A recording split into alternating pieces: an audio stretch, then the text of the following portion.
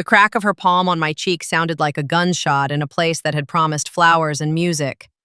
For a split second, I tasted champagne I hadn't swallowed yet, cold, metallic, while heat rushed across my skin in a fast red wave. The string quartet kept playing out of habit, bows still moving, but the notes thinned and wobbled like the air itself had forgotten how to hold sound. Emily Rhodes stood in front of me in white lace and anger, her breath coming sharp through her nose. The late afternoon sun caught the shimmer of her veil, turning it almost wholly from a distance. Up close, I saw what I'd seen for years, grief dressed up as certainty. I didn't lift a hand. I didn't turn my face away. I just let my cheek burn and kept my eyes steady because I'd learned, long before I became Lieutenant Colonel Irene Walsh, that the fastest way to lose control of a room was to give it a second explosion. Emily's fingers curled once, like she wanted another strike. Her jaw trembled. "You don't get to stand here," she said. Clean. Final. A breeze pushed the scent of roses and fresh-cut grass through the aisle. Behind her, rows of guests froze with cups half raised, mouths half open. The officiant's smile had vanished so quickly it looked like it had been erased. Emily's eyes stayed locked on mine, bright with the kind of pain that needed a target. "You ruined my family," she added. The blade under the lace. The silence hit harder than the slap. It spread from the first row outward, chairs creaking as people shifted, a baby somewhere deciding not to cry, a distant fountain continuing to run like it hadn't been informed. Even the birds seemed to pause. I felt every eye turn to me, waiting for a reaction they could label. The bride slapped the stepmother. Now the stepmother would do something worth gossip. I kept my hands at my sides and breathed in once, slow. The air smelled like citrus from the bar and the faint, smoky edge of citronella candles. On the small stage, my note card sat in my left hand, creased from being held too tight. I'd written 3 sentences. Blessing. Gratitude. A quiet wish for peace. Nothing that could compete with vows. I had meant every word. I lowered the card. My cheek pulsed. My ears rang lightly, as if the slap had struck somewhere deeper than skin. Emily's groom, Caleb, stood beside her, frozen. His tux looked too perfect, his hands too still. He stared at the ground like he could disappear into it. Emily's father, my husband Mark, was seated in the second row. I saw him rise halfway, then stop, caught between the daughter he'd raised and the life he'd rebuilt. His mouth opened without sound. My mother-in-law on Emily's side, Denise, Sarah's sister, tilted her head slightly, lips pressed into something that was almost a smile. It wasn't joy, it was vindication. Mini turn. The officiant cleared his throat into the microphone. The sound popped, too loud in the hush. "Emily," he said gently. "Do you want—" Emily lifted her chin. "I'm fine." A lie everyone had agreed to accept. Her gaze didn't leave mine. "Say it," she demanded, voice low, cut deep. "Say what?" I asked, calm. Her nostrils flared. "That you're not family." The old urge rose in me. The one soldiers learned to control. The urge to correct, to argue facts into place, to restore order by force. I was legal operations. I lived inside rules, boundaries, and the belief that truth mattered even when it was inconvenient. But this wasn't a courtroom. This was her wedding, and her pain had chosen this stage on purpose. I put the champagne flute down on the small table beside me. Glass touched wood with a soft click. I turned my palm upward in a small, visible gesture, empty, non-threatening. "This is your day," I said. "I'll step back." Emily blinked as if she hadn't expected me to comply. The crowd stayed silent, held by the simple fact that I hadn't defended myself. In public humiliation, defense was usually the gasoline. I didn't give it any. I stepped back 1 pace, then another. My heel caught the edge of the platform runner, and I adjusted without stumbling. Controlled, quiet, dignified. Emily's shoulders lifted and fell once, hard. Her eyes shined, but her face stayed set. She turned away from me as if turning away could erase what she'd just done. Caleb looked up finally, eyes wide, pleading, at Emily, not at me. He didn't speak. He didn't touch her arm. He stayed obedient to the moment she'd created, because weddings taught people that conflict was a stain and silence was a solution. Mark took one step forward, then stopped again, hands hovering helplessly at his sides. "Irene," he whispered. One word. Too late. I didn't look at him. Not to punish him, to keep the boundary clean. If I met his eyes, the room would become about marriage politics. Who chose whom? Who owed what? Emily would feel surrounded, and she would strike again, verbally or otherwise. I kept my gaze on the aisle ahead, the long strip of white petals laid out like a path that pretended pain could be decorative. I walked off the small platform and into the grass, the hem of my dress brushing my calves. The sun warmed the back of my neck.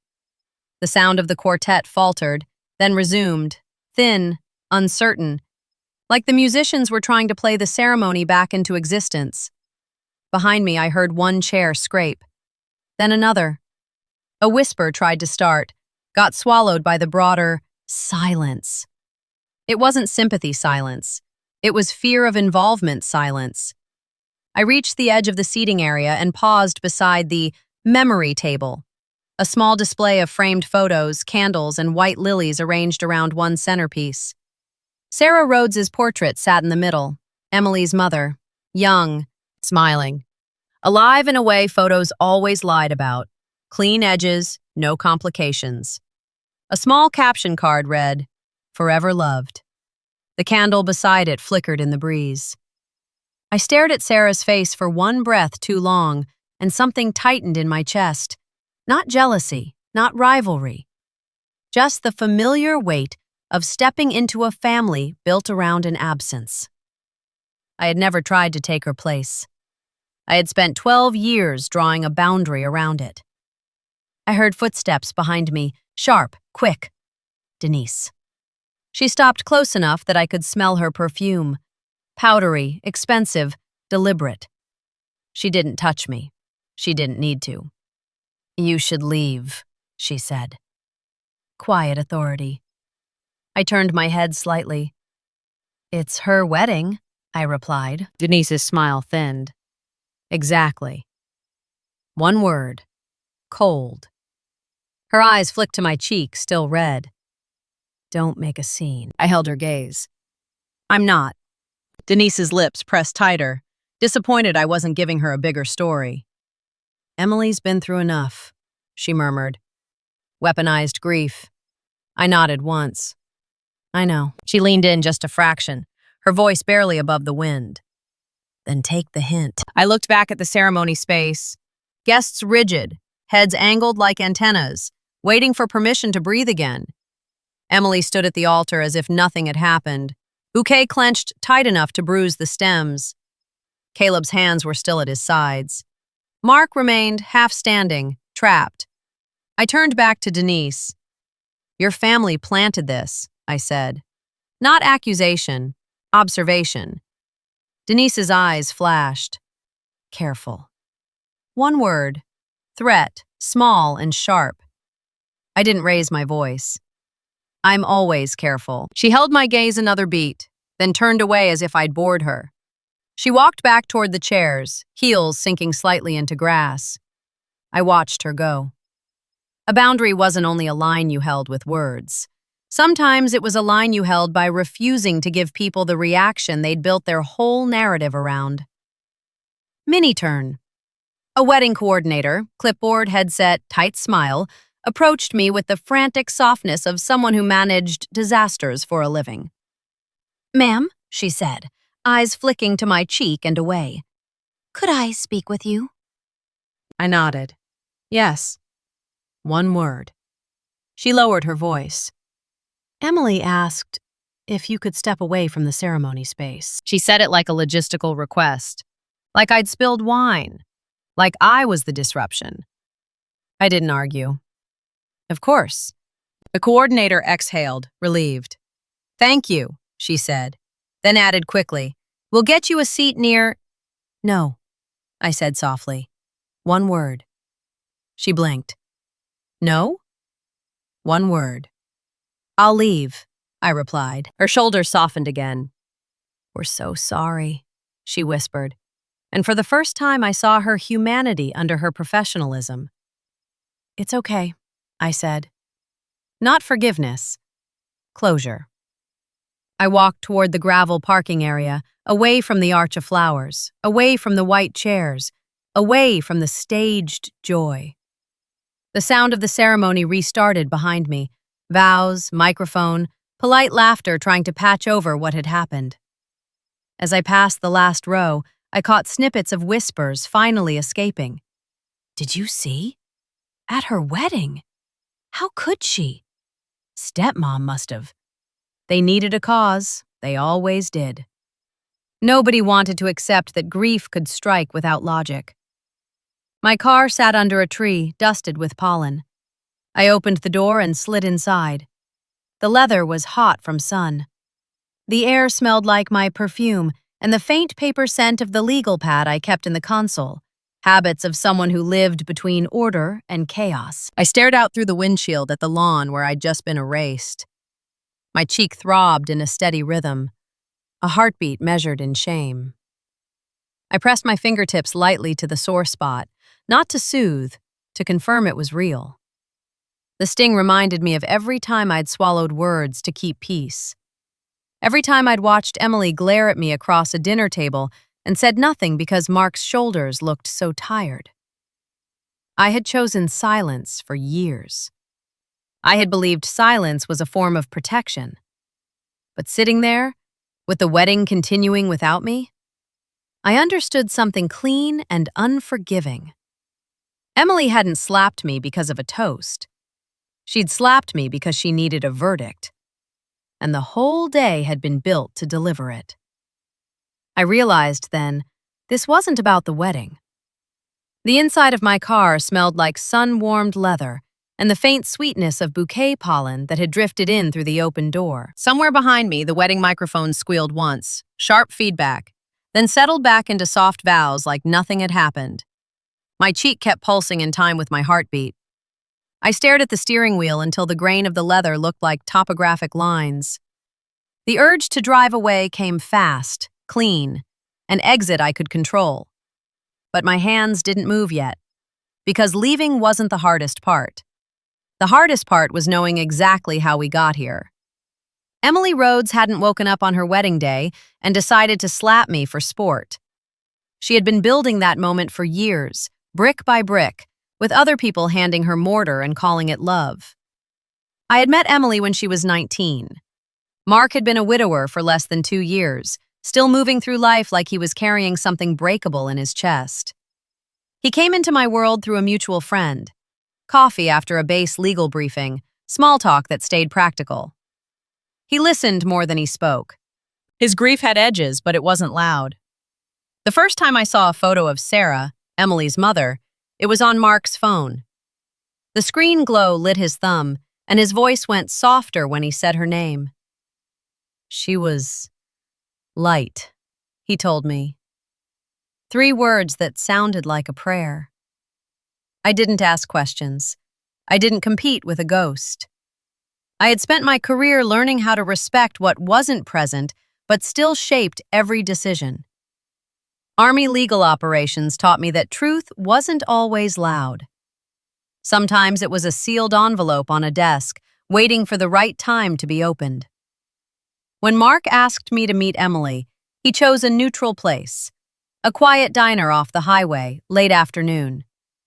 The air smelled like coffee and fryer oil, and the jukebox clicked between songs without playing anything. Emily arrived in a black coat, hair pulled tight, eyes already aimed like a verdict. She didn't shake my hand. She looked at my ring finger, bare then, and said, "So you're her replacement." Clean cut. Mark flinched. "Emily," he warned. "One word. weak. I kept my posture calm. I'm Irene. Emily's mouth tightened. I know.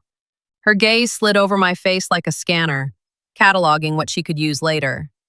Then she looked at Mark, not me. Are we done? She asked him. Mark swallowed. Just sit, please. 3 words, too gentle. Emily sat, but she never sat with us. She sat against us, arms crossed, knee bouncing, tapping the table with one nail. A tiny, sharp sound. A countdown. I spoke once, careful. I'm not here to take anything. Emily's laugh was short and humorless. That's what they all say. Mark tried to smooth it. Irene served. Emily cut him off. I don't care. And that was the first boundary I learned. She didn't want to know me. She wanted to punish the concept of me. I didn't blame her for missing her mother. I blamed the adults who fed her a story with one villain because it was easier than admitting grief could be random and cruel. Denise, Sarah's sister, was the loudest architect of that story. At family gatherings, she floated through rooms like perfume and judgment, always dressed too well, always holding Sarah's memory like a weapon nobody was allowed to set down. Her house smelled like candles and polish, and every surface gleamed as if shine could keep death away. She doesn't need a new mother, Denise would say, voice sweet, always said while looking at me. Mark would tense. Nobody's replacing Sarah. 4 words, sincere. Denise would tilt her head. Then why is she here? And Emily would absorb it all, eyes bright, jaw set, learning that love could look like blame. I didn't fight Denise in public. I didn't argue at tables. I didn't give speeches about how complicated grief was. I held the line quietly, because I believed time and consistency could do what force could not. That was my mistake. In the army, silence was often a tool. In a family, silence could be interpreted as guilt. Mini turn.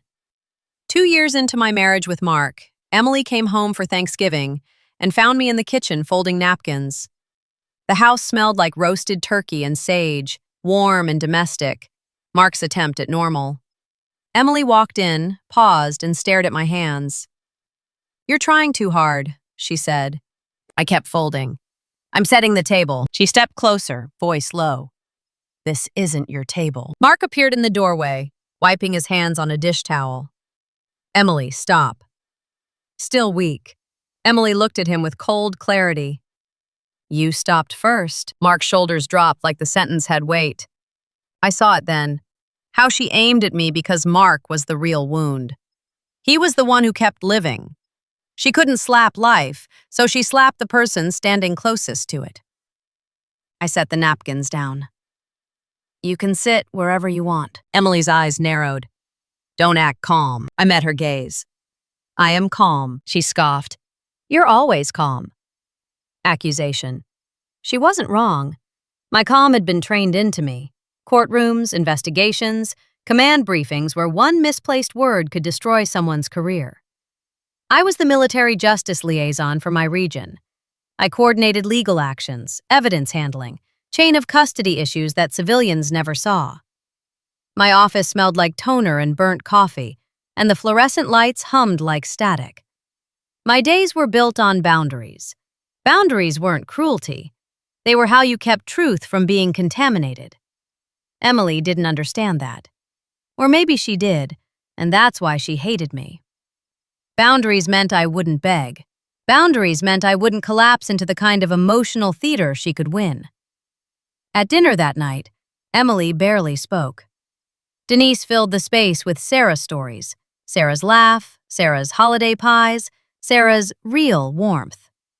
The clink of forks on plates kept time. Mark sat too straight, jaw tight, trying to survive the meal without choosing sides. I watched Emily's hands in her lap, fingers twisting a napkin until it tore. Grief had nowhere to go, so it sharpened. Years passed that way. Small cuts, quiet endurance. Emily graduated.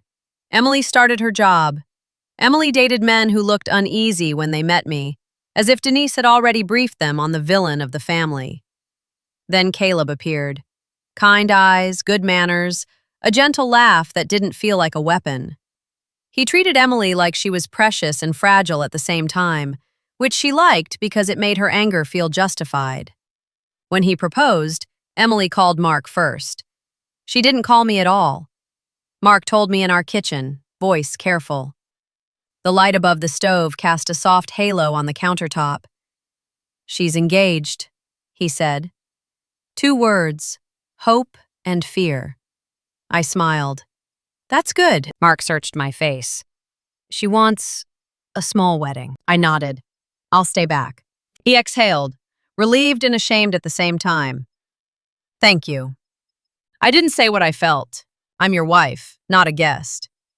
I swallowed it because swallowing was what I'd practiced for years. My job demanded discipline. My home demanded it too, in a different way. Mini turn.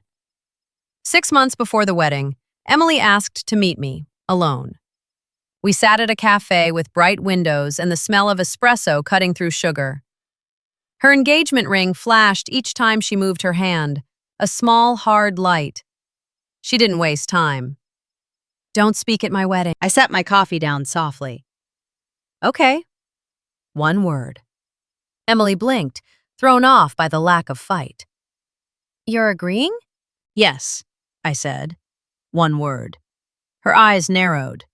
"Why?" 1 word. I kept my voice even. "It's your boundary." She stared at me, frustrated. "You always do this." "Do what?" I asked. "Act like you're above it," she said. I felt the sting, but I didn't show it. "I'm not above anything." Emily leaned forward, voice sharper. "Then admit it." "Admit what?" I asked. She said it quietly, like a confession she wanted to force out of me. "You wanted my life." I let the sentence hang in the space between us, the clatter of cups, the hiss of the espresso machine, the bright light on her ring. "I wanted Mark," I said. "I didn't want loss." Emily's mouth tightened. "Same thing." "It isn't," I replied. She shook her head hard. "You don't get it." I breathed in the bitter smell of coffee and kept my hands still. "I do." Emily sat back like she'd hit a wall. Her eyes glistened for half a second, then went flat again. "My aunt says you knew things." I went still inside. The niece, of course. "Knew what?" I asked. Emily's gaze locked onto mine. "About my mom." The cafe noise dimmed in my ears the way it did when a room became evidence. I kept my tone controlled. "I knew she died." Emily's jaw clenched. "Stop playing." "I'm not," I said. She searched my face, looking for cracks, for guilt, for anything she could use. "You're Army legal," she said. "You know files." The word hit me like a tap on a sealed envelope. Files. Boundaries. I kept my voice low. "I deal with cases." Emily leaned in, eyes bright with suspicion. "Did you work hers?" My pulse stayed steady. "No." 1 word. It wasn't a full lie. It wasn't a full truth. It was a boundary I had held for 12 years. Emily scoffed. "Convenient." 1 word. I didn't explain. I didn't defend. "I won't speak at your wedding." She stared, unsatisfied. She wanted confession or denial big enough to justify hate. All she got was calm. She stood abruptly, chair scraping the floor. "Don't wear your uniform." "I won't," I said. She paused, then delivered the line like a stamp on paper. "You're not family." I let it pass through me without flinching. "Okay." 1 word.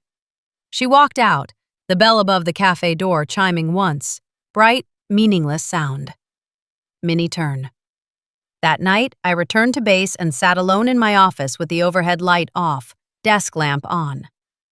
The lamp cast a tight circle of light over my paperwork, leaving the rest of the room in shadow. Light and dark. Order and what you refused to open. In the bottom drawer of my filing cabinet, behind routine binders, there was a sealed folder. Not marked with Sarah's name on the outside. Not labeled like a secret. Just a file with an official seal strip across the flap. Old adhesive, slightly yellowed, corners lifting with time.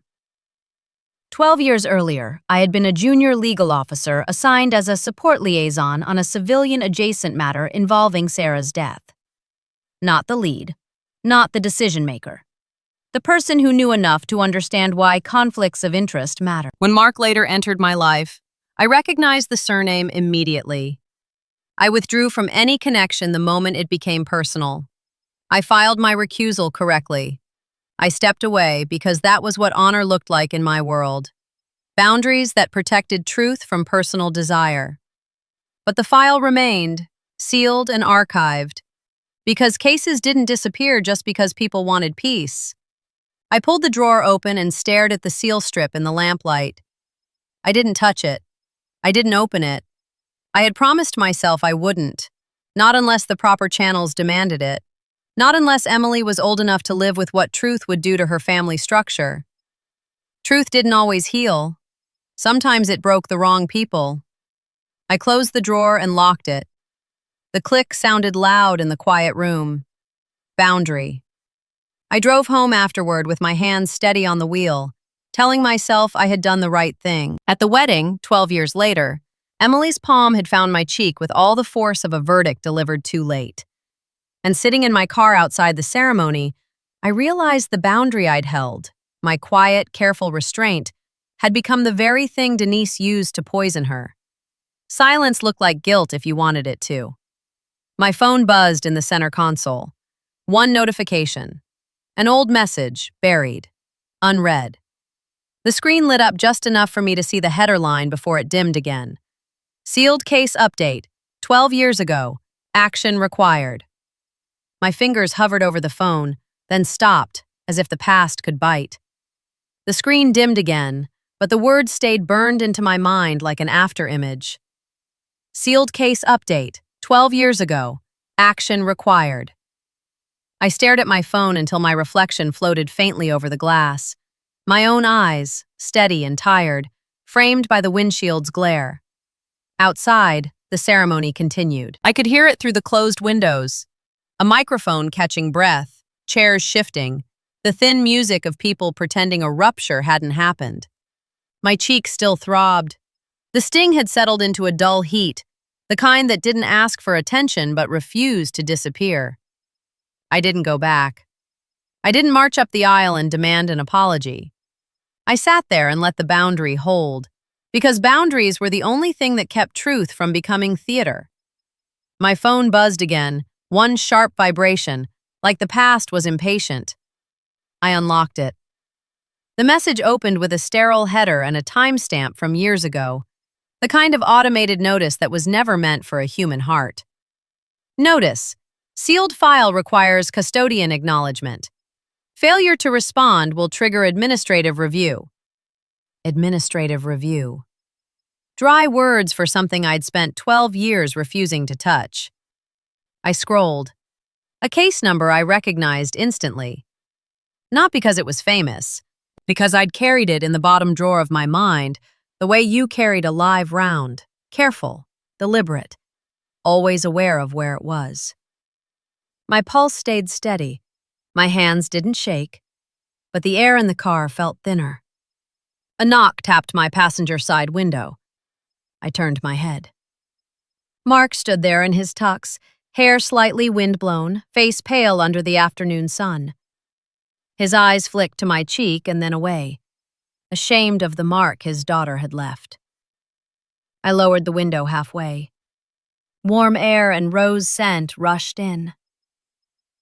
"Irene," he said, voice tight. I kept my tone calm. "Go back." He flinched. I tried. 2 small words. Not enough. I watched his throat work as he swallowed. Behind him, guests milled near the bar, pretending to refill drinks so they could stare without staring. The whole lawn had become a courtroom with no judge, just 100 quiet jurors. Mark's eyes glistened. "She's hurting." I nodded once. "I know." He exhaled like that agreement should fix something. "Please," he said, "don't leave like this." I didn't let my voice harden. This isn't about me leaving. His brows pulled together. Then what is it? I looked down at my phone. It's about what she believes. Mark's shoulders sagged. He glanced toward the ceremony space, then back to me. Denise is with her. The name landed like a predictable weight. Of course, I said. Mark's jaw tightened. Denise told her you planned everything. I didn't ask what everything meant. I already knew the narrative Denise loved. Irene arrived, Sarah vanished, the family broke. A story with one villain and no randomness. Mark's voice dropped. Emily said you don't get to speak. I held his gaze. I wasn't going to. Mark blinked, thrown by the lack of fight. Then why did she... He stopped. He didn't say hit you. He didn't want the word to become real. I answered anyway. Because she needed a witness. Mark's face tightened. To what? I let a beat pass. To her pain. The wind lifted the edge of his jacket. He looked suddenly older than 40-something grief should allow. Come inside, he pleaded softly. Just sit somewhere. I shook my head once. No. Mark's eyes flashed with something like frustration. Irene, please. I stayed steady. Go finish your daughter's ceremony. His mouth opened, then closed. He wanted to argue, but arguing would mean choosing sides in public, and Mark had built his life around not choosing until it was too late. A coordinator in a headset hurried past him and pretended not to see us. Mark's gaze dropped to my cheek again, and his voice cracked on the smallest truth. I'm sorry. I didn't soothe him. I didn't punish him. I know you are. His shoulders lifted and fell once, defeated. He nodded, stepped back from the window, and forced his feet to turn toward the lawn. Halfway away, he paused and looked back at me like he wanted to memorize the moment he failed. Then he walked on. I raised the window. The car sealed itself around me again. Warm leather, faint paper scent, quiet hum of my own breathing. I looked at the message one more time. Custodian acknowledgement required. Custodian. That was the word that changed everything. Because I hadn't been the investigator back then. I hadn't been the prosecutor. I hadn't been the decision maker. But I had been assigned a role nobody talked about at family dinners. The person who kept a case clean.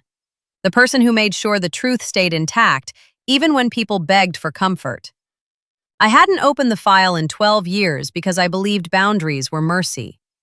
Now I wasn't sure. I closed the message and stared through the windshield at the wedding arch in the distance. Flowers, fabric, smiles stitched onto faces like seams. Emily stood under the arch. Her veil fluttered. From here, she looked like a bride. Up close, she had been a storm. My hands tightened around my phone once, then loosened. I didn't drive away. I reached into my glove compartment. It was the kind of compartment that held receipts, an old map, spare batteries, small things people forgot until they needed them.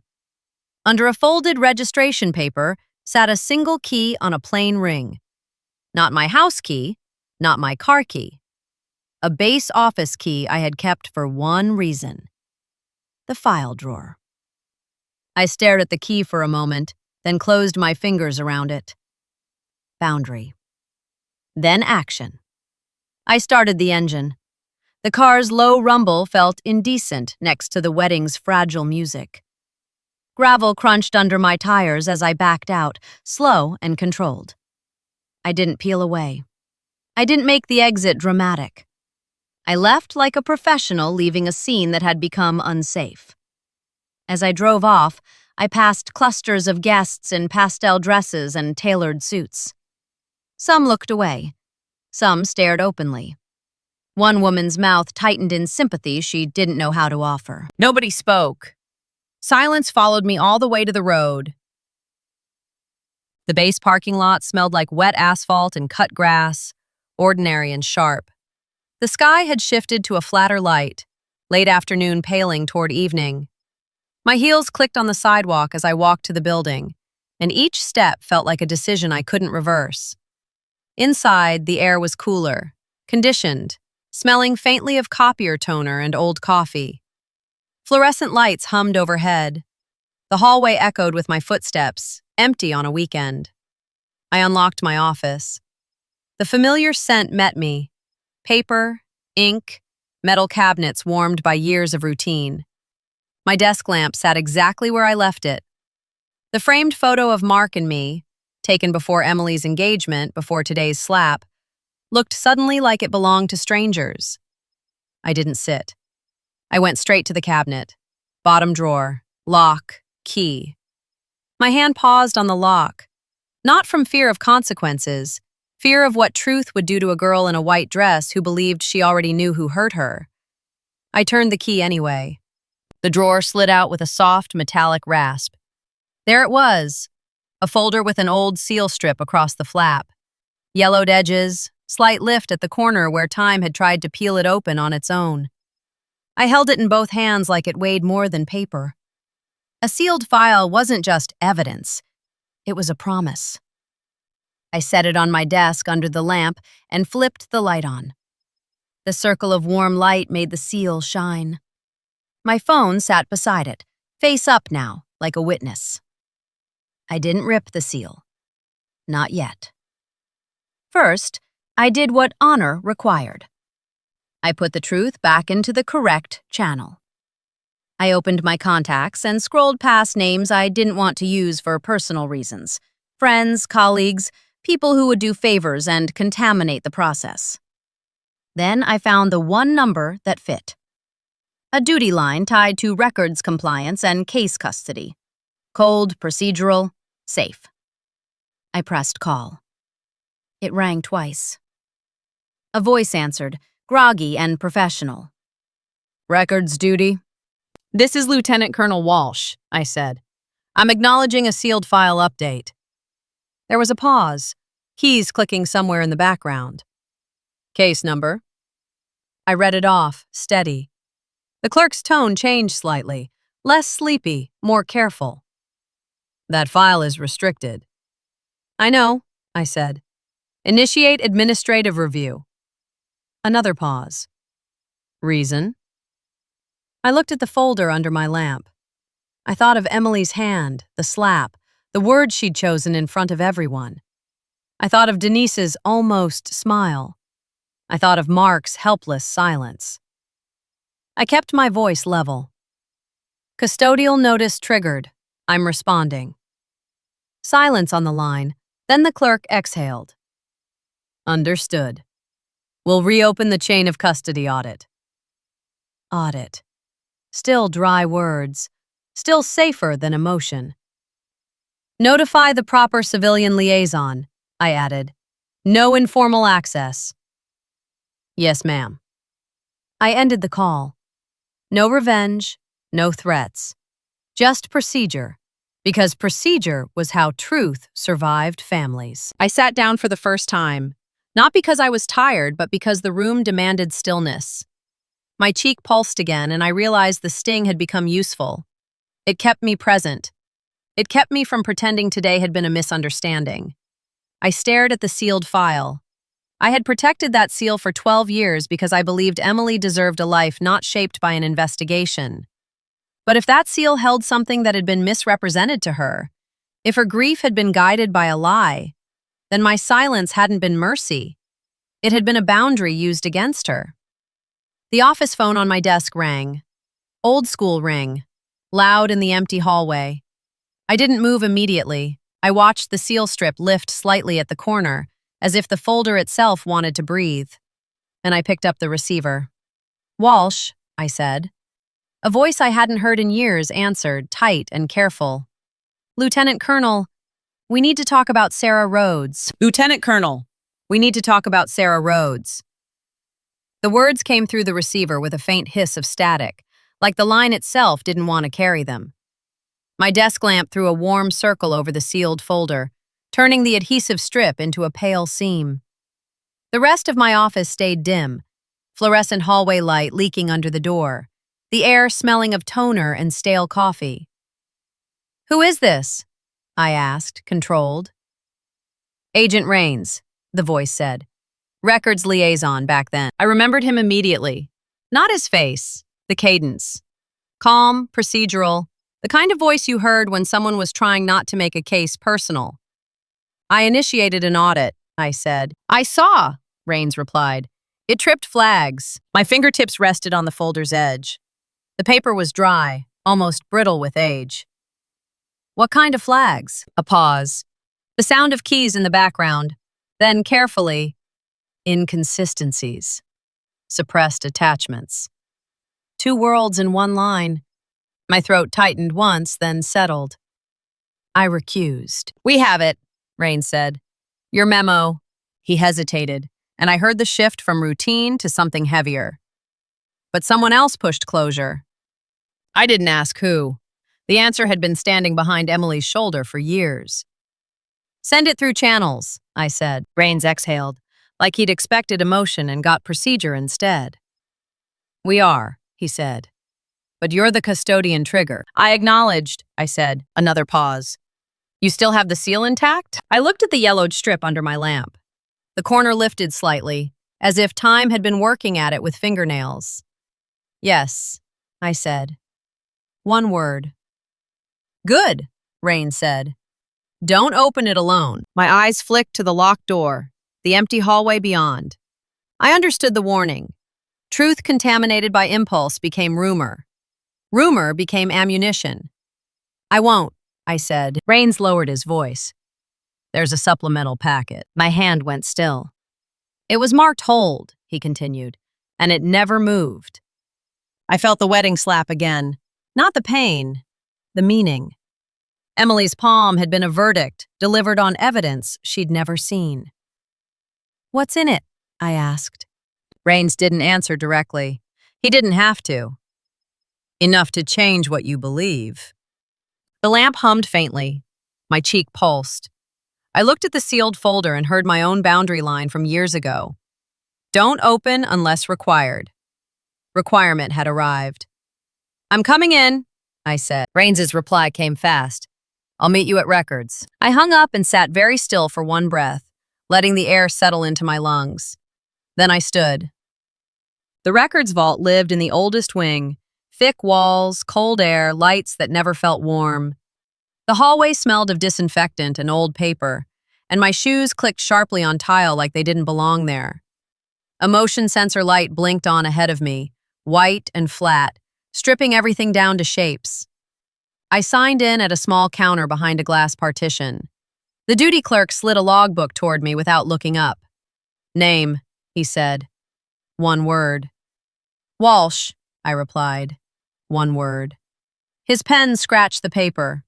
The sound felt too loud in the quiet. "Purpose?" One word. "Custodial audit," I said. A stamp clacked onto a form, heavy, official. He buzzed me through. Inside, the vault air changed. Cooler, drier. It carried the faint smell of cardboard and metal, like a warehouse for people's worst days. Rows of shelving ran into shadow, labeled in black marker. The overhead fluorescents hummed, steady and indifferent. Agent Rains waited near a rolling cart, hands in his coat pockets. He looked older than my memory, grayer at the temples, lines deeper around the mouth. But his posture stayed the same, contained. "Ma'am," he said. One word. "Rains," I replied. One word. He nodded once toward the cart. 2 folders sat there. The first was mine, the one I'd locked away for 12 years, seal strip still intact. The second was thinner, newer, marked with a red tag. Supplemental, hold. My stomach tightened, slow. Rain spoke quietly. This was never logged out. I kept my voice level. "Who requested the hold?" Rains's jaw flexed once. "Family Advocate Council pushed it," he said. He didn't say Denise's name. He didn't need to. The family advocate, the support, the way grief got steered into convenient closure. Chain of custody? I asked. Rains tapped the tag. Clean, sealed, wrong place. I breathed in. The air was cold enough to sting my nose. Open it in front of me. Rains hesitated. You sure? I thought of Emily's voice at the altar. You ruined my family. I thought of Mark's silence. I thought of the lie living comfortably inside their grief. Yes, I said. One word. Rains put on gloves. Latex snapped softly at his wrists. He broke the supplemental seal with a small metal tool, careful and practiced, like opening a wound without ripping flesh. The flap lifted. A stack of documents lay inside, clipped together. An evidence photo, face down. A transcript. A lab report printed on thin paper with faded ink. A handwritten note on top in block letters. Do not release to family. My pulse remained steady. My hands stayed at my sides. Rains slid the note off and handed me the first page. I read. The words were clinical. Numbers, times, samples. The kind of language that pretended bodies were just data. Then one line punched through the professionalism. Manner of death? Undetermined. Indicators inconsistent with accidental fall. My breath caught, quiet. Rains watched my face. Not intrusive, just alert, like he was monitoring a room for escalation. I flipped to the next page. A statement summary dated weeks after Sarah's death. A witness, neighbor, short entry, reported hearing arguing. Not loud enough for police that day. Loud enough for a report. I turned another page. A request form for expedited cremation. Signature, D. Rhodes. Denise. My cheek throbbed once, as if my body recognized the name before my mind did. I kept reading. A list of calls placed from Sarah's phone in the hours before her death. Timestamps that didn't match the accident narrative everyone had repeated like scripture. A notation about a missing voicemail, deleted prior to extraction. Rains spoke softly, almost to himself. We were told it was simple. I didn't look up. Simple is convenient, he nodded once. I turned another page and found my own name. A memo stamped 12 years old with my signature at the bottom. Potential conflict of interest. Recommend recusal from further involvement. The ink on my signature looked younger than I felt. I remembered writing it at 2 a.m. under harsh office light, hands steady, throat tight. I remembered the feeling of doing the right thing and still fearing I'd failed someone. I handed the page back to Rains carefully. I stepped away. Rains's eyes stayed on the documents. You did, he said. But someone else stepped in. I didn't ask who. I already knew the shape of it. A family member who couldn't tolerate uncertainty, who needed a story that preserved appearances, who could steer investigators with tears and insistence. I flipped again. A short handwritten note in Sarah's handwriting, photocopied, faint. If anything happens, don't believe them. My fingers went cold. Rains cleared his throat softly. That note never made it to the case file. I looked up at him for the first time since we opened the packet. Who withheld it? Rains's mouth tightened. It was given to a relative, Denise again, like a shadow behind every page. I closed my eyes for a beat, one controlled blink, then opened them. Reseal this, I said. Rains blinked. You're not reading the rest? I will, I said. With proper investigators present. Rains exhaled, relief and respect mixing. Understood. One word, mini-turn. Behind us, the vault door buzzed. The duty clerk stepped in, eyes wide. Ma'am, sorry, someone's calling for you. 9 words, breathless. Who? I asked. 1 word. The clerk swallowed. Your husband. My throat tightened again, but I kept my posture calm. Tell him I'm safe. The clerk nodded and disappeared. Rains watched me for a moment. Wedding, he said quietly. 1 word. Yes, I replied. 1 word.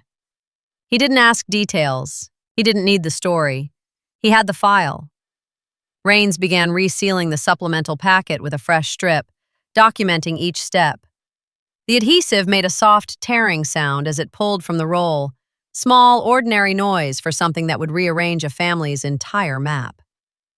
When he finished, he slid both folders into evidence sleeves and labeled them with new custody tags. "You want this transferred to civilian cold case?" he asked. "Yes," I said. "One word. And you want no family notification," he added, reading me carefully. I thought of Emily's slap. I thought of the way she demanded I say I wasn't family, as if truth could be forced with humiliation. I thought of the note in Sarah's handwriting. "Don't believe them." "No family notification," I confirmed. Rains nodded. "It'll move tonight." I held the boundary line steady. "And I'm recused." He hesitated, then nodded. "We'll note it." "That's not for my comfort," I said. "It's for integrity." Rains's eyes softened slightly. "You always were consistent." I didn't take it as praise. Consistency was the only thing I trusted. We walked the evidence sleeves to a secured cabinet. Rains spun the dial, opened the heavy door, and slid the sleeves inside. The metal door closed with a low, final thud. It sounded like a gavel. Back in my office, the lamp still made a small island of warm light on my desk. The wedding bruised my cheek beneath my makeup, a visible reminder that family wounds didn't wait for procedure. My phone lit up with messages I didn't open. "Mark, please answer." "Mark, Emily is spiraling." "Mark, Denise says you—" I didn't read the rest. I set the phone face down. Silence was a boundary, too. I opened a clean notepad and wrote 2 lines, brief, factual, documenting my actions. Custodial acknowledgement, audit initiation, recusal reaffirmed, evidence transfer request. No emotion, no speculation. That was how you protected truth from becoming gossip. The office window showed me the base parking lot under security lights, pale pools of illumination on wet asphalt. A siren in the distance rose and faded, unrelated, ordinary. My world kept moving. My personal life did not. I sat back, and for the first time since the slap, I let myself feel the quiet weight of what I had just seen. Sarah's death wasn't settled. It had been contained. And containment had been sold to Emily as closure. I had thought my silence protected her from a truth that would break her childhood. Now I suspected my silence had protected the person who had shaped her grief into a weapon. My office phone rang again, and I didn't pick it up. Instead, I stared at the corner of my desk where the file had sat under the lamp, and I imagined the supplemental note in Sarah's handwriting, like a voice trapped behind glass. "If anything happens, don't believe them." I reached for my pen and wrote one more line on the notepad. Small, decisive. Maintain boundary. Let procedure speak. Then my email chimed. One new message from an address I recognized, marked urgent. Subject line: interview request. Denise Rhodes. Today. My hand hovered over the keyboard, then stilled, because the truth had finally found its first doorway. My inbox light stayed on like a warning flare, small and relentless in the dim office. Outside my window, security lamps painted pale circles on wet asphalt, and every few seconds a tire hissed somewhere on base, ordinary life sliding past the edge of mine. Subject line: interview request. Denise Rhodes. Today. I didn't feel triumph. I felt the clean chill of procedure finally waking up.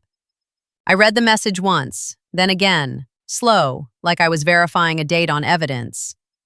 The request came from the civilian cold case liaison Rains had mentioned. It wasn't a warrant. It wasn't an arrest. It was the first door that opened when a sealed truth stopped staying sealed. I typed 3 sentences in reply. No emotion, no accusations. Just chain of custody language and a note confirming recusal.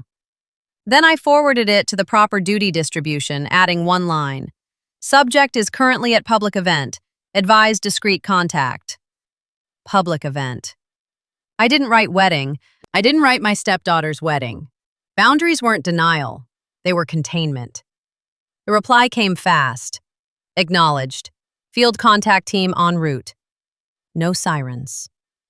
no sirens. That single detail landed in my chest harder than any shouted promise. It meant they understood the setting. It meant they weren't coming to perform justice.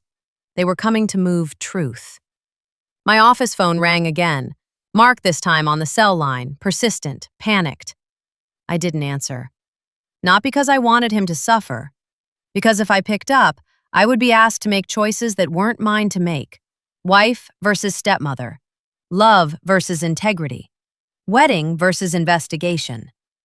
Truth had its own lane now. My job was to keep it clean. I grabbed my coat and left my office, locking the door with a soft click that sounded like a boundary being set in place. The hallway fluorescent lights hummed, flat and cold. The air smelled like disinfectant and old paper. My heels tapped out a steady rhythm, a controlled sound that kept my body from remembering the slap too vividly. Outside, night air hit my cheeks, sharp with wet grass and distant exhaust. I got into my car and sat with my hands on the wheel. I didn't start the engine right away. I stared at my reflection in the rearview mirror, my cheeks still faintly flushed under makeup, my eyes steady, my mouth set. A woman who had learned how to carry humiliation without letting it become her identity. Then my phone buzzed. One text, unknown number. They're asking for Denise. At the reception. No signature, no context. But I knew who it was before I knew it was. A quiet friend of Mark's side of the family. Someone who saw things and didn't like mess. I breathed in once. The car interior smelled like leather and the faint citrus of my hand lotion. I started the engine. The reception was still going when I arrived. String lights glowing over the lawn like a borrowed constellation. Music drifted from speakers, but it sounded thinner now, like the air had lost faith in celebration. The smell of barbecue and champagne mixed with crushed grass underfoot. I parked at the edge of the gravel lot and walked toward the light. Guests stood in clusters, too still, too quiet. Their laughter didn't fully form. Their eyes kept flicking toward the main tent, like something inside it had shifted the temperature. No one approached me. That was its own kind of sentence. At the tent entrance, a security guard hired for the event, big shoulders, too tight suit, held up a hand out of habit, then recognized me from earlier and lowered it awkwardly. Inside, the lighting was warm but uneven, casting shadows under faces. Emily sat at the head table now, bouquet set aside, veil loosened. Caleb was beside her, posture stiff, his hand hovering near hers without touching. Mark stood a few feet away, jaw tight, scanning the room like he was trying to find the point where everything went wrong. Denise was near the bar, holding a flute of champagne like a prop. Her smile was in place, but her eyes kept moving. Then I saw them. Two plainclothes officers at the edge of the tent. No uniforms, no radios blaring. One wore a windbreaker. The other wore a button-down shirt with a badge clipped at the belt, metal catching the string-like glow. A police badge without sirens. A truth that didn't need theater. Mini turn. The officers didn't march in. They waited, watching for the right moment. When Denise stepped away from the crowd, when the path was clear, when the wedding didn't become a spectacle of authority. A woman in a tailored blazer, likely the liaison, approached Denise with a calm, practiced face. Denise's smile held. Her fingers tightened on her glass. I was too far to hear words, but I saw the shift in Denise's throat when she swallowed. I saw her free hand lift, palm outward, as if she could stop the moment by refusing it. The liaison's hand moved slightly. The badge became visible. Not thrust forward, just present. Denise's champagne flute tilted. A few drops fell onto the grass, catching light like spilled beads. Denise's eyes snapped toward Emily, brief, searching, as if she wanted an ally in a room full of witnesses. Emily noticed. Her head turned sharply, veil slipping off one shoulder. Confusion crossed her face first, then a quick flash of anger, then fear. She pushed her chair back, the legs scraping loud against the tent floor. Everyone heard that sound. Music kept playing, but it felt wrong now, like background noise in a courtroom. "Is something happening?" Someone whispered near me. Not gossiping, bracing. The liaison spoke again to Denise. Denise's mouth moved in a short response. I couldn't hear it, but I could read it in her jaw. No.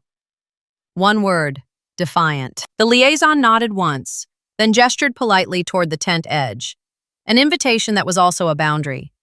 Denise didn't move. One of the plainclothes officers stepped closer, not aggressive, just present. His hand hovered near his belt, not reaching, not threatening. Denise's shoulders lifted, then squared. She took one step, then another. She walked with her chin up, like leaving with police could still be styled into dignity if you held your posture. But her fingers were shaking around the stem of her glass. Emily stood frozen, eyes wide, watching Denise move toward the tent opening. Caleb rose halfway, then sat again, unsure what role he had in a family history he hadn't lived. Mark took one step forward, then stopped, his old habit of waiting for permission to act. Denise passed him without looking. And the room did what crowds did when they sense truth. It went quiet. Not judgment quiet. Not sympathetic quiet. Witness quiet. Silence spread across the tent like a sheet being pulled tight. Minnie turn. Emily broke it, not with a scream, but with a single sharp breath and a question that cracked on the edge. Aunt Denise? She said, childlike. Denise didn't turn. The liaison paused at the tent entrance, spoke softly, words I couldn't hear, but Denise's posture shifted as if a sentence had landed hard. Denise finally looked back. Her smile returned, too quick, too thin. She said something short, something dismissive. Emily's face tightened as if she'd been slapped a second time, only quieter. Then Denise stepped out into the night with the liaison and the two officers beside her, moving like a small, calm procession. No hands on her arms, no dramatic scene, just the presence of a process that didn't care about wedding decor.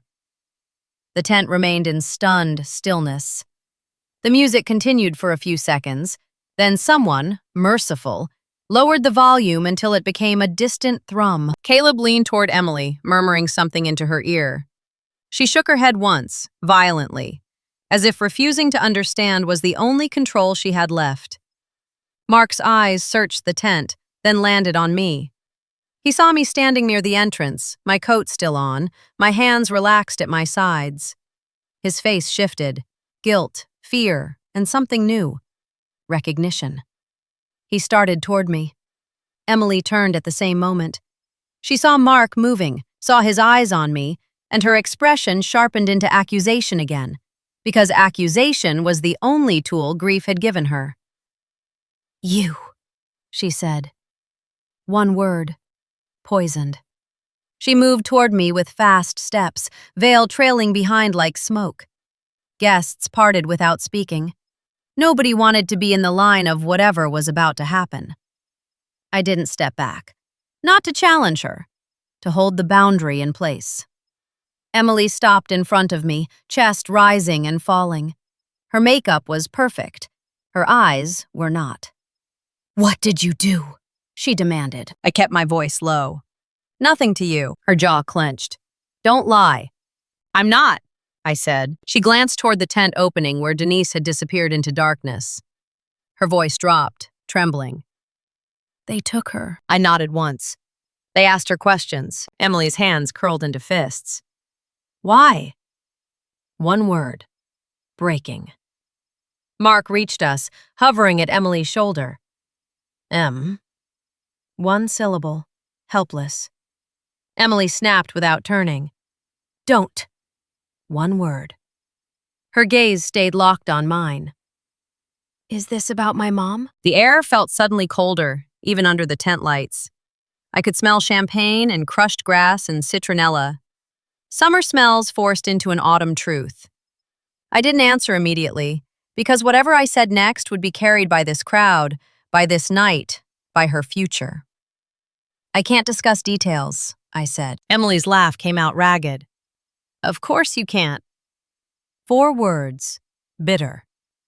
I won't contaminate it, I added. She flinched. You always talk like that. Mark's hand hovered near Emily's elbow, then dropped. He didn't touch her. He didn't want to be the next person she hit. Emily's voice sharpened, loud enough that nearby guests held their breath. "Did you know?" she asked. I kept my answer clean. I knew there was a file. Her eyes widened, hurt detonating behind them. A file? I nodded once. Sealed. One word. Emily swallowed hard. "And you didn't tell me?" I held her gaze. "You weren't ready." That sentence landed like a slap. Not because it was cruel, but because it was the first time someone had put a boundary between her and her own narrative. Emily's face twisted. "You don't get to decide that." I didn't raise my voice. "I didn't decide today." She stared, trying to assemble the room's pieces. Denise escorted out, the police badge, my calm, my refusal to argue. Mark finally found his voice, thin. "Emily, I didn't know." Emily didn't look at him. "You never know," she said. Her eyes returned to me, wild now, pleading and furious at the same time. Were they saying it wasn't an accident? I felt the file under my desk lamp in my mind, the handwritten note, the line about inconsistencies. I kept the truth intact without spilling it into rumor. "I reopened channels," I said. Emily's breath shuddered. "Why now?" I looked at the floor for a single beat, then back at her. "Because you made it public." Her hand rose halfway, as if to strike again. Mark flinched. Caleb took one step forward, then stopped, trapped in a family story that wasn't his. I didn't move. Emily's raised hand hovered, then fell, shaking at her side. The anger had run into something deeper, something colder. Fear.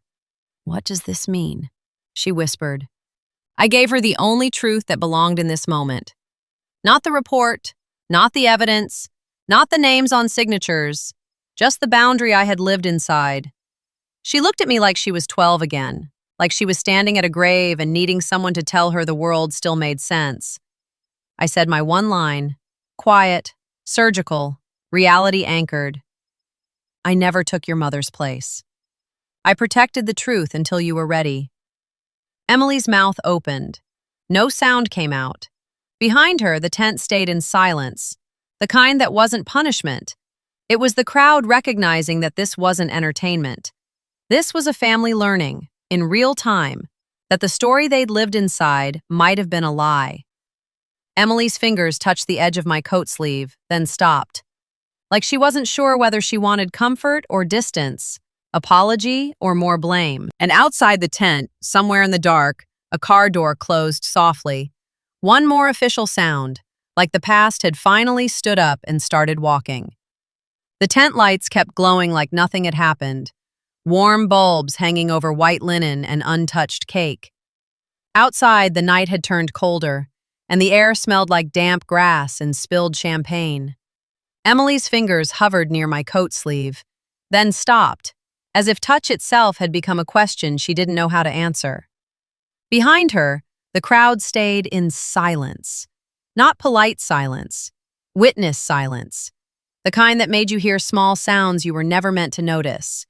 Ice shifting in a glass, a chair leg creaking, the soft thump of bass from a speaker still playing a song nobody was dancing to. Mark stood beside Emily, his tux jacket open now, his tie slightly loosened. He looked like a man who had spent 12 years trying to keep two families from colliding and had failed in one afternoon. Caleb hovered at Emily's other shoulder, hands half raised, then lowering again. He wasn't cowardly. He was outnumbered by history. Emily's eyes kept darting to the tent opening, where Denise had disappeared. Her mouth opened once, then shut. Her jaw trembled, and her breath came shallow, quick, panic trying to pretend it was anger. I kept my posture steady. My cheek still burned under the makeup, a hot patch that pulsed in time with my heartbeat. I didn't step toward her. I didn't step away. I held the boundary line in place and let her decide where she stood. A wedding coordinator approached cautiously, headset glowing, voice quiet like she was speaking in a hospital corridor. "Emily," she murmured, "do you want a break?" Emily didn't look at her. "No." One word. Too sharp. The coordinator swallowed and turned her eyes to Mark, searching for authority. Mark didn't have it tonight. He nodded anyway, small, helpless. The coordinator shifted to professional calm. "We can pause the schedule," she said. No one answered. That was the answer. Mini turn. A groomsman, Caleb's friend, tall, nervous, cleared his throat loudly on purpose. He said. "Maybe we reset?" Someone laughed once, an awkward reflex. The laugh died immediately, strangled by the room's mood. Emily's eyes flashed toward the sound. Her voice rose, not shouting, but sharp enough to cut. "Stop," she said. One word. The room obeyed. That was the strangest thing about grief in a bride's body. It could still command a crowd. I kept my voice low. "Emily?" One word, calm. Her eyes snapped to mine. "Don't." One word, a wall. I nodded once, accepting it. "Okay." One word. That single compliance shifted something in her face, anger meeting a surface it couldn't crack. She wanted a fight. A fight would have proven her narrative. Irene is the enemy. My calm kept refusing to cooperate. Mark finally spoke, voice thin. "Let's go outside." Emily's head shook violently. "No, stay." Mark's shoulders sagged. He looked at me like he was asking me to save him from his own silence. I didn't. Not because I didn't love him. Because saving him would mean sacrificing procedure for comfort, again. That had built this mess. I turned slightly toward the coordinator. And the reception. The coordinator blinked, grateful for anything concrete. "I can do it," I said. Mark's eyes widened. "Irene." One word, warning. I met his gaze. This isn't safe. Not physically, emotionally. The crowd had become a furnace for rumor. The coordinator nodded quickly and moved away, speaking into her headset in a rapid whisper. Across the tent, the DJ lowered the volume until the music became a faint thrum, like a heartbeat under cloth. Guests began to shift, collecting purses and coats without being told. They moved carefully, as if the wrong sound might trigger another strike, another scene. Emily watched them like she didn't recognize her own wedding anymore. Caleb leaned in, whispering something I couldn't hear. Emily's eyes filled, then hardened again. She looked at me. "Did you call them?" "I called channels," I said. Her throat worked. "For her?" I didn't say Denise's name. I didn't give her a villain to cling to. "For truth," I answered. Emily's lips parted. "My mom..." 2 words, breaking. I kept it surgical. "Let investigators speak." Her eyes narrowed, pleading and furious at once. "Say it." I stayed steady. "Not here." The boundary landed. She hated it. She needed it. Mark stepped closer to me, voice low. "Come with me." I shook my head once. "I'm leaving." Emily flinched, as if my leaving was abandonment all over again. Of course. Bitter. I didn't defend myself. "I won't add noise." I turned and walked out of the tent. The night hit my face like cool water. The smell of citronella candles and wet leaves filled my lungs. I crossed the lawn toward the parking area, heels sinking slightly into soft ground. Halfway there, I heard footsteps behind me, fast, uneven. Mark. "Irene," he called. One word, raw. I stopped, but I didn't turn fully. I waited with my back half to him, giving him the dignity of not being witnessed by the tent. He reached me, breathing hard. I should have stopped her. I didn't ask which her. His life was full of hers. "Yes," I said. One word. He winced like the honesty stung. "You're bleeding?" 2 words, eyes on my cheek. "No," I said. "Just red." He swallowed hard. The parking lot lamp cast harsh light across his face, making his guilt look older. "I didn't know about any file," he said. I kept my voice quiet. "I didn't tell you," he blinked. "Why?" One word. "Because it wasn't mine," I said. His eyebrows pulled together. But it's Emily's. I nodded once. Yes. One word. And Denise, he started. He couldn't finish. His voice fractured on the name. I looked past him at the dark line of trees. Let them investigate. Mark's shoulders shook once, like the sentence forced him to surrender control. She hates you, he whispered. I didn't argue the emotion. She's grieving. Mark exhaled sharply. She slapped you. 3 words, stunned, like he still couldn't believe a daughter could do that to a woman who never raised a hand back. I held his gaze. I won't hit her back. I know, he said, voice breaking. That's why... He stopped. His throat worked. That's why what? I asked. He stared at me, and for the first time all day, he looked like he was seeing my restraint not as coldness, but as discipline. That's why she can't beat you, he said softly. I didn't take it as victory. I felt only the weight of what it cost to stay steady. Mark's phone buzzed. He glanced down, face blanching. Denise's lawyer is calling, he said. I nodded once. Good. 1 word. He looked up, startled. Good? 1 word. Lawyers mean process, I said. Mark swallowed. Emily's inside. I'm not going back, I said. He flinched. She needs truth, I cut in gently. Mark closed his eyes briefly. When he opened them, there was a new resignation in his face, the acceptance that comfort had been the enemy longer than I had. I'll stay, he said. I nodded. Stay. 1 word. He reached for my hand, then stopped himself, afraid even affection could be misread tonight. Come home, he whispered. I kept my tone calm. I will. Then I walked to my car alone.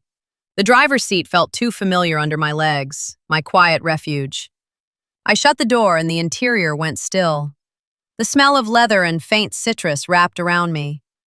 My phone lit up on the console. Unknown number. I didn't answer. It buzzed again. Still, I didn't answer. Because the moment I did, I would become a participant in the investigation, not a guardian of its integrity. That boundary mattered more than my need to explain myself. I started the engine and pulled out slowly, tires crunching gravel. In the rearview mirror, the tent lights looked like a small, floating ship in darkness, drifting without direction. Emily found me anyway. Not that night. Not by running into the parking lot. Emily wasn't built for that kind of vulnerability in public. She had chosen the altar because it gave her power. But power was draining fast now. 2 hours later, I sat at my kitchen counter with an ice pack pressed gently against my cheek. The cold stung, clean and precise. My apartment smelled like soap and paper, sterile, quiet. No roses, no champagne. Just the hum of my refrigerator and the faint tick of a wall clock. My phone buzzed again. A message this time. From Mark. She's in the bridal suite, shaking. I read it once, then set the phone down. Another buzz. Mark again. She asked about the file. I closed my eyes for one breath. A boundary wasn't indifference. A boundary was choosing the right lane for truth to travel. I typed back, "Tell her investigators will contact her." Then I added a second line, smaller. "Tell her I won't lie." I hit send. The ice pack dripped a little condensation onto my palm. Cold water slid over my skin and down my wrist like a quiet reminder. You can't hold heat forever. Mini turn. A knock came at my door. I froze, not fear, surprise. No one came to my apartment unannounced. I set the ice pack down and walked to the door, peering through the peephole. Not Emily. A uniformed base courier with a clipboard, posture stiff. I opened the door a few inches. "Lieutenant Colonel Walsh?" he asked. "Yes," I said. 1 word. He handed me a plain envelope. No return address. Just my name typed in block letters. The paper felt thick, official. It smelled faintly of toner. "Signature," he said. 1 word. I signed. He nodded and left without another word, boots tapping down the hallway. I shut the door and stared at the envelope in my hands. A file number sat in the corner, the same case number. The seal wasn't broken. It was a routing copy, procedural notice, not evidence. I opened it carefully and read, Civilian liaison has assumed primary. Custodian recusal confirmed. Family contact pending. Pending. That meant the next step would reach Emily whether she wanted it or not. I set the paper on my counter and sat back down, ice pack returning to my cheek. The cold made my skin ache in a clean way. I thought about Emily at 6 years old in a black dress, gripping Denise's hand so hard her knuckles went white. I thought about teenage Emily turning her face away from me at that diner. I thought about bride Emily in lace, palm raised, grief weaponized. She wasn't evil, she was aimed. And someone had aimed her. I didn't feel satisfaction.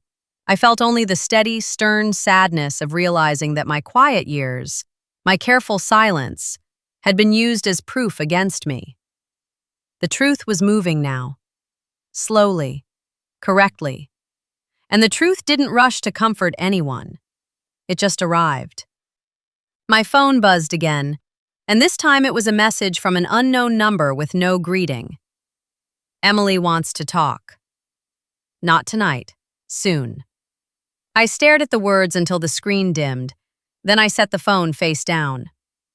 I held the ice pack against my cheek and listened to my apartment's quiet, letting the boundaries settle into place like a closed file drawer. I didn't need Emily's apology right now. I needed her to survive the truth. Outside, a car passed on the street below, tires hissing on wet pavement. The sound faded quickly, leaving only silence again, wide and waiting. And somewhere, in a room I wasn't in, Emily finally ran out of people to blame. The first snow of February fell in thin, quiet sheets, soft enough to make the base look gentler than it was. I watched it through my office window while my computer fan hummed and the fluorescent lights buzzed overhead. Two sounds that never cared what season it was. My cheek had healed weeks ago. The bruise was gone, but the boundary it carved into my life remained. Clean, invisible, permanent. On my desk, a new folder sat open beside my legal pad. Not Sarah's file. Not the supplemental packet. Those lived elsewhere now, inside civilian custody, where my hands couldn't contaminate them even if my heart begged. This folder was ordinary. Training memos, a personnel action, a schedule for the next quarter. Normal work. The kind of work that kept the world from falling apart in quieter ways. My phone vibrated once, face down. I didn't flip it over. The last few months had trained me into a different habit. Let the truth travel through the right channels, not through my nerves. After the wedding, the investigation moved the way investigations moved. Slow, deliberate, unimpressed by feelings. There were interviews that weren't announced, questions that sounded harmless until they didn't. A chain of custody audit that didn't accuse anyone out loud, but forced the lie to tighten and start sweating. Denise didn't get arrested that night. That had been the point. It wasn't about spectacle. It was about leverage, quiet procedural leverage that turned a family story into a legal one. The wedding photos still existed online. People posted them anyway, cropping me out like editing could erase a bruise. But the comment sections changed after a while. Not loudly, just differently. A few lines showed up beneath the highlight reels. Did you hear about the aunt? I feel sick. That stepmom didn't even react. Truth didn't need my defense, it just needed time.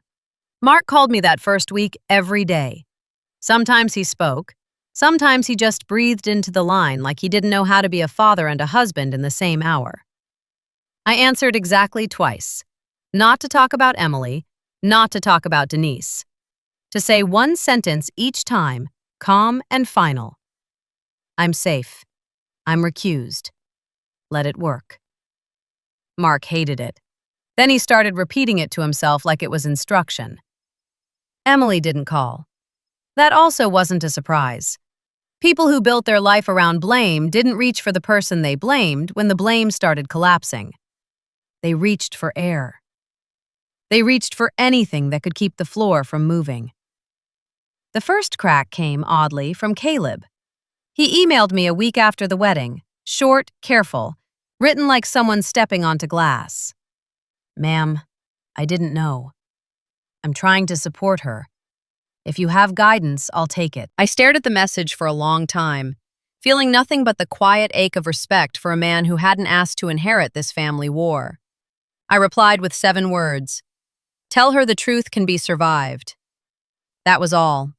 Because guidance wasn't the same as intrusion. Boundaries mattered more when you wanted to cross them. Mini turn. By March, Mark finally said Denise's name to me without defending her.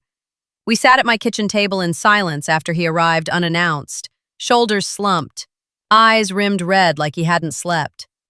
The room smelled like dish soap and black coffee, ordinary smells that felt too small for what we were carrying. "She lied," he said. 2 words and his voice cracked. I didn't ask who.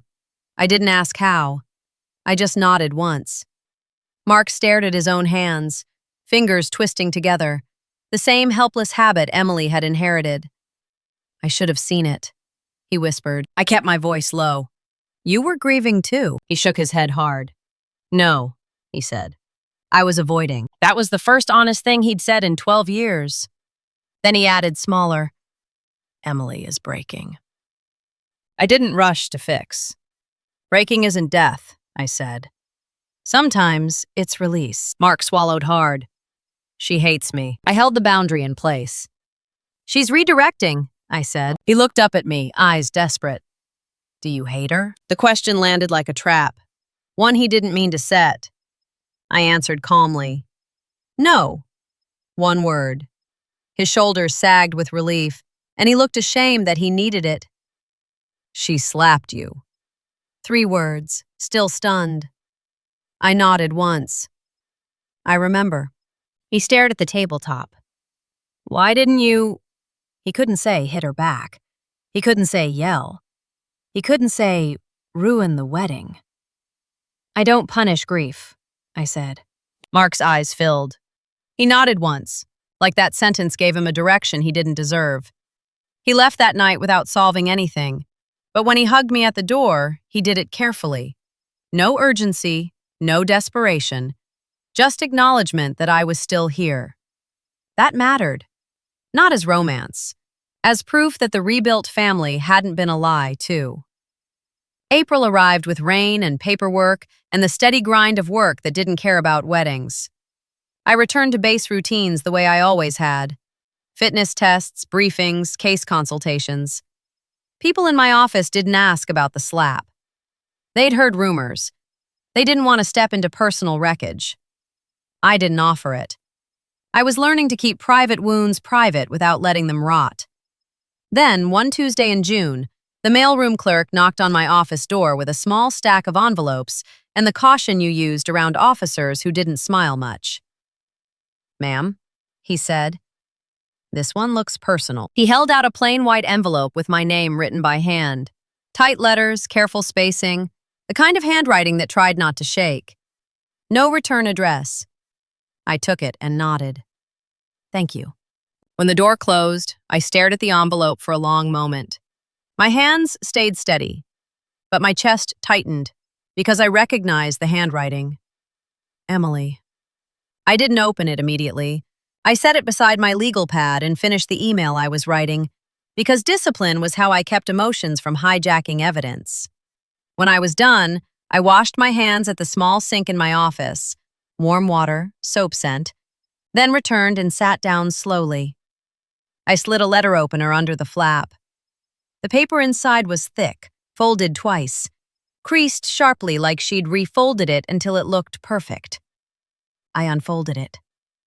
The first line hit me like a controlled detonation. No flash, just a clean shift in pressure. "I'm not ready to forgive." I exhaled once. Good. Not because I wanted her pain, because it was honest. I kept reading. "But I know who you are now. And I know who she was. I don't know what to do with that yet. The next sentences were short, halting, as if she'd written them with her jaw clenched. I keep replaying the wedding. I keep hearing myself say, "You ruined my family." I don't know who I was talking to. My throat tightened, and I stayed still. The fluorescent light overhead hummed. The bass outside my window moved through the day like nothing had changed. Emily's letter didn't apologize. Not directly. It didn't ask for comfort. It didn't beg for a phone call that would make her feel better. It simply laid the truth down the way you laid down a weapon. Carefully, without drama. The last paragraph was the smallest and the most devastating. When they asked me questions, I realized I didn't know my mother at all. I knew the story I was given. "I'm sorry I made you the villain because it was easier. I can't call you Mom. I don't know if I ever will. But I know you didn't take her place." At the bottom, her signature was simple. Emily. No hearts, no flourish, just a name trying to stand on its own. I read the letter twice, then folded it back along the creases. My fingers pressed the paper flat, smoothing it the way I smoothed case documents. Habit, respect, containment. I didn't cry, not because I didn't feel it, because tears weren't what this moment asked for. This moment asked for a boundary that didn't slam the door. It asked for patience. Mini turn. My phone buzzed again, this time a call from Mark. I stared at it for a beat, then answered. "Mark," I said. One word. His breath came through first, then his voice, low and exhausted. "Did you get it?" "Yes," I said. One word. A pause, then barely. "Is she okay?" I looked at the folded letter on my desk. "She's awake," I said. Mark swallowed hard, and I heard something like relief break through his guilt. "She didn't apologize?" 4 words. Careful. "No," I said. One word. Mark exhaled. "Good," he whispered. One word. I let the silence sit between us, calmer than it used to be. "She's not ready," he said. "I'm not asking her to be," I replied. Mark's voice cracked, just slightly. "Irene, I'm sorry." "I know," I said. He hesitated. "Denise, they're charging her?" I kept my voice flat. "They're pursuing the truth," I said. "Let them." Mark whispered, almost to himself. "Sarah deserved that." "Yes," I said. One word. Then I ended the call gently. "Take care of her," I added. Mark didn't answer immediately, like the instructions scared him. Finally, he said, "I will." I hung up. I sat in my office with the folded letter under my palm, feeling its edges, its weight. Paper didn't weigh much. Truth did. I opened my desk drawer and pulled out a small wooden box I kept for things that mattered privately. My commissioning coin, a worn unit patch, a photo from my first deployment, a handwritten note from a mentor who taught me how to be strict without being cruel. I placed Emily's letter inside, on top, like a document waiting for its next chapter. Then I closed the box. Boundary. Not rejection, just containment until the right time. Outside my office, someone laughed in the hallway. Young soldiers, easy joy. The sound didn't sting the way it used to. It simply reminded me that life continued even when family stories broke. I stood, put my uniform jacket on, and looked at myself briefly in the reflective glass of my window. I looked like what I was, a woman who held lines for a living. I didn't need Emily to love me. I didn't need her to rewrite her wedding day as a redemption scene. I needed her to know the truth and to survive it without needing another villain. As I left my office, I flicked off the desk lamp. The room dimmed, the bright circle of light disappearing. But the truth didn't. Because truth didn't require a spotlight. It required time, integrity, and the patience to let someone walk toward it on their own. Honor doesn't demand love. It waits for truth. Truth waits.